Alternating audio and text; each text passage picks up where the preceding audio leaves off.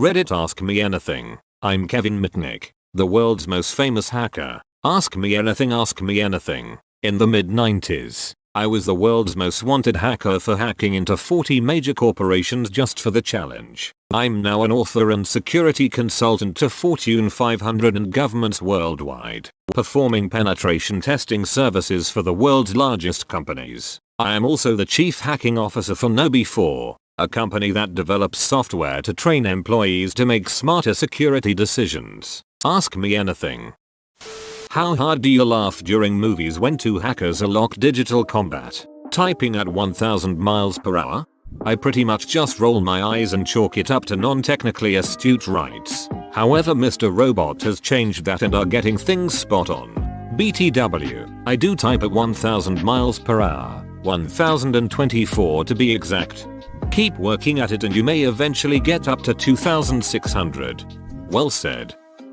Kevin, just completed some of your training from KnowBe4 for work. I have my completion certificate hanging on my wall, but could we maybe get it in a font that's not Comic Con? I'll tell you what. Get your certificate over to KnowBe4 with a copy of this thread and I'll make sure that I sign it personally. On a scale of 1-10, how paranoid are you on a regular basis? I wouldn't call it paranoid. Skeptical is a better word. It depends on the situation. Let's go with a 6. What was the most sensitive, surprising information you found out? That a federal judge in Northern California had an intercept on his line. I would check to see if any of my friends had a tap on their lines and stumbled upon the fact that a judge had one on his line. I just want to thank you for your business card. Sadly, I locked myself out of my house one day and had to take it apart in order to use the picks to break in. In short, you helped me break into a house and got me laid. Where can I get more of your cards? Bro, I better raise the price of my cards. Can you hack my wife's texts so I can find out if she's cheating on me with Brett? Brett already paid me to keep quiet. Can you use Visual Basic to create a GUI interface to track the killer's IP? No need. It's already been done. Fun fact. When I had my role on the show Alias, I was still on probation and not allowed to use a computer. For my scene with a computer, I had a prop computer with a monitor that was being operated remotely to follow my actions. What would you say to teens that are into hacking? Are the consequences now worse than when you were freaking? What projects should they channel their energy to? Don't follow in my footsteps. Become good at offense using virtual machines and the various toolsets that are available. Learn about development and network administration to get your fundamentals before going directly into security. The consequences are certainly more severe, and likely will only get worse. This is because of rise in publicity of hacking with public events such as the Russian hacking during the recently election and news around Edward Snowden. What you're seeing in the making is a war on hacking to replace the war on drugs. Hey Kevin, thanks for the Ask Me Anything. What motivated you to go into hacking and what tools did you start with? What motivated me to get into hacking was because I was involved in phone phreaking and used to pull pranks on my friends. I wanted more control of the systems involved and one thing led to another. My first tool was a telephone. After that was a VT100 terminal and a Hayes 300 baud modem. Remember, I started in 1978.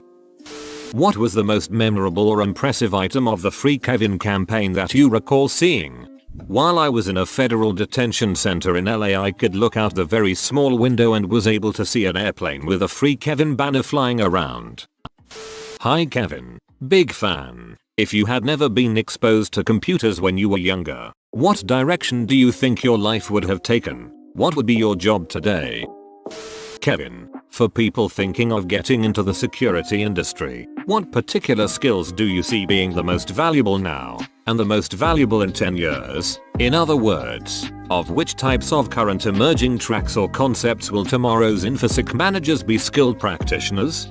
Right now, it depends on what area of security. For me, I'm always looking to hire expert pen testers. I look for people with skill sets in physical, technical, wireless areas. What's hard to find today are those that have the skills to find bugs in web apps. 10 years, I need my crystal ball because I have no ducking idea. I would say that one needs to constantly and vigilantly keep up to date with what is going on both sides of the fence. It's a matter of keeping aware of the landscape as it evolves. 10 years in this industry is 100 years in any other industry. What did we have to watch for 10 years ago?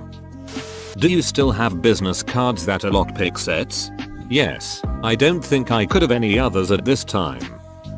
What are your thoughts on Fortran programmed language? Is it good? Is it dead? My university is insisting that I have to learn how to program in Fortran, so here am I asking this.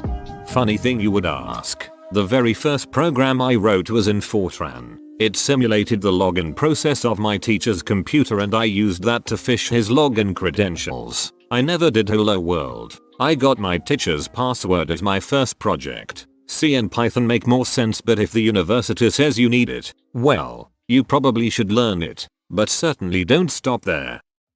Do you have kids? If so, do they realize they will never be able to pull anything secretive past their father?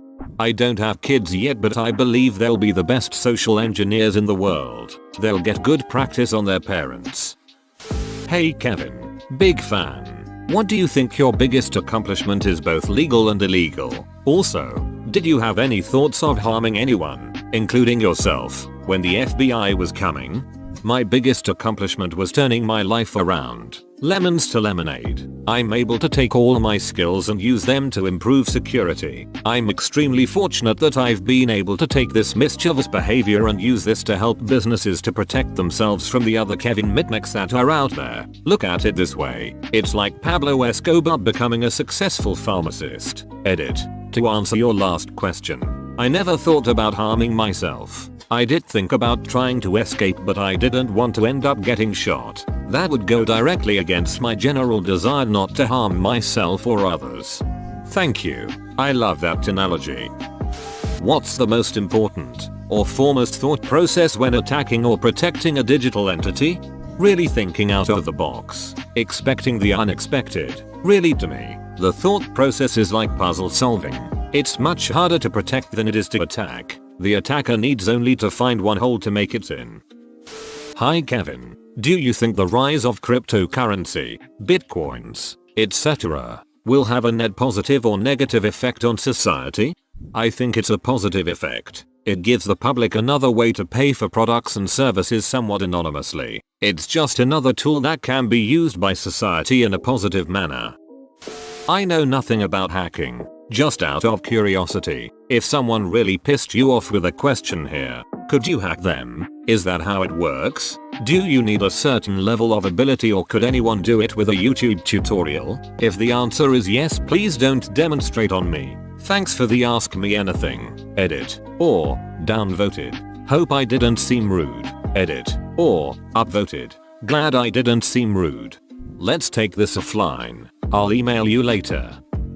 What are your thoughts on Ed Snowden? My position is that Ed is a whistleblower, not a traitor. I was happy when he revealed that the US government was breaking the law by spying on our citizens. That was an illegal activity and needed to be revealed. It's my position that Ed shouldn't have revealed our operations related to the monitoring of foreign entities. That's what the NSA is expected to as part of their mission. Just like foreign entities do with us. That's the spy game. In your opinion, how much protection does software like Norton provide for a personal computer? AV is a necessary evil for a personal system. That said, whenever I'm involved in ethical hacking, we always work our way around Avenue. Interesting to think that to not have AV would be negligent and bad practice, yet it's easily overcome from persons of a certain skill set. How do we resist the people of a certain skill set? Could you start a nuclear war just by whistling into a payphone? I cannot confirm or deny. Back in the day, when you were wanted, the tech was different. You did have tools like Metasploit, Armitage, etc. Was it easier or harder to break into stuff? And also, how long did it take you to adapt to the new ways of hacking after getting out and serving probation? Or did you need time to adapt? And also, in this day and age, it's unimaginable to be AFK for even a day, let alone for the time you were. So how was it? Big fan. Keep whistling those launch codes. I would say it's the same. Systems were less secure, but to compromise them you had to write your own exploits. An effective method was social engineering the operators of the systems. A tactic that is still very successful today. That part works the same today as it did yesterday. While I was in custody, I continued to read and follow what was happening in the wild. I couldn't use a computer for 3 years, so there was some catch up to do, but I wasn't completely in the dark about what had been going on. People sent me books on HTML and whatnot while I had no access to computers. How often do people try to hack you? Constantly. All the time. Since there are so many ways to compromise a target, I completely reload all of my systems at least once every 6 months from a trusted source. If I was on Windows, I would do it every week. Hey there Kevin. What is one area of security hacking that you would like to improve at? What is your favorite story in hacking history that you were not a part of?